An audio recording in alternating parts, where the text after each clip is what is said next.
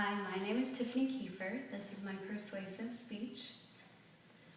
You are walking through the streets of a busy city with your best friend. It's a beautiful day. The sun is shining, people are laughing, and the smell of spring flowers flows through the air. Out of nowhere, you hear gunshots and people screaming and running frantically away. And you turn and grab your friend to get out of harm's way, and you see the backside of the shooter and your friend lifeless on the ground. Don't you wish that you could have done something? Anything to save your friend's life? You had the perfect opportunity to do something, yet you didn't take advantage of your rights as a citizen. The Second Amendment of the United States Constitution states that we, as citizens, have the right to keep and bear arms. That means we have every right to protect ourselves from those around us by carrying and using a firearm. This amendment came about because of large controlling governments. The citizens wanted to be able to protect themselves if the government were to become too big and take over and run these citizens' lives. Another aspect to the amendment is to protect ourselves from anyone that could cause harm to another human being. Protecting yourself and those around you is a personal duty, and the government should not have say whether a responsible adult can defend themselves or not. The government won't be there when you're face to face with a criminal. It is a known fact that criminals carry concealed weapons regardless if they're illegal or not. Responsible citizens should have the same advantages when it comes to protecting themselves from the government, from these armed attackers. According to a study by John Voight in 2000, concealed carry laws reduced homicides by 8.5%,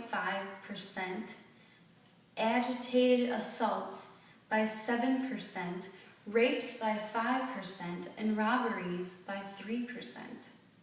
Overall, Voight argued that if the states that were against concealed carry would have brought concealed carry into effect, over 15 years it would have prevented 1,600 murders, 4,200 rapes, 60,000 agitated assaults, and 12,000 robberies.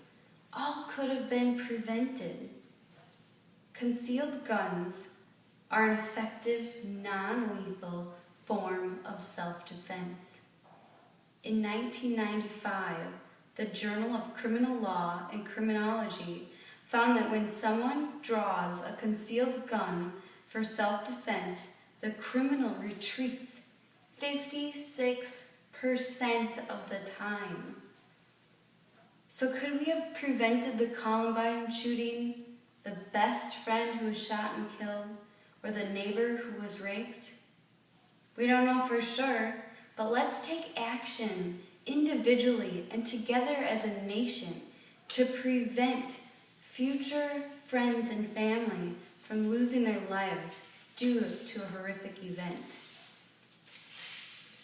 Did you know that on April 22nd of this year, a convicted felon just out of jail went to Aurora, Colorado church, shot and killed a member of the congregation before being killed himself by a congregant carrying a gun?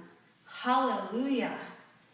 There are many points that people will bring up about concealed carry, such as carrying a concealed handgun increases the chances of confrontation that turns lethal, or the chances of handguns being used inappropriate by an intoxicated adult or someone who's afraid.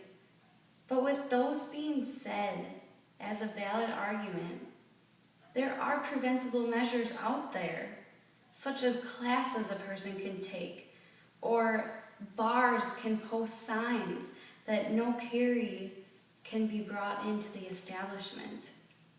So let's stand together and get our nation back to where the government and the criminals are afraid to face the good people of this nation. You have the right. Will you use it?